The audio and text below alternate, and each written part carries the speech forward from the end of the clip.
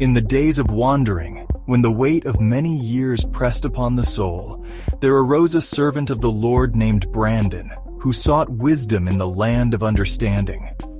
He had dwelt long in the shadow of sorrow, and the darkness was as a thick fog about him. Yet the Lord, who fashions the hearts of men, placed a spark within Brandon, a fire that could not be quenched. And behold, Brandon beheld the world, and he saw that it was a tapestry woven with threads unseen, patterns within patterns, mysteries that few perceived. He cried out in his heart, saying, "Is not the mind a garden, and does not the soul bear fruit according to the seeds planted therein?" But many around him planted thorns and brambles, and they called it truth. They saw shadows upon the walls and mistook them for substance. And the Lord spoke unto Brandon in the quiet of the night, saying, "Behold, the world is shaped by the thoughts of men. As a man believes, so shall he walk.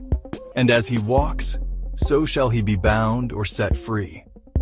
And Brandon pondered this, and he said, "What then is truth if the eye sees what it seeks, and the heart believes what it desires?" And the Lord answered, "Truth is the river that flows beneath all things, yet many drink only from the pools of their own making. Blessed is the one who steps beyond the banks of his own mind, and sees with eyes unclouded." And so Brandon departed from the place of his wandering, and he sought wisdom in the hills and the valleys, in the words of the prophets and the silence of the night. And Brandon came unto a city where 2 scribes were known among the people, one who wrote with ink of iron, and one who wrote with ink of water. The scribe of iron inscribed upon tablets of stone, and his words were firm and unyielding.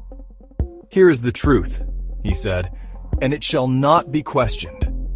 And many came to him, finding solace in certainty. But the scribe of water wrote upon parchment that rippled with the wind, and his words shifted like the waves upon the sea. "Here is a truth," he said, "but there are others beyond it." And the people were divided. Some said, "We shall follow the scribe of iron, for his words are strong and do not change." Others said, "We shall follow the scribe of water, for his wisdom flows like the rivers of the earth." And Brandon looked upon them and saw that both were bound. For the one who clung to iron was hardened and could not bend, and the one who wrote with water was lost, for he held to nothing. And he lifted his voice, saying, "Do not be as the blind."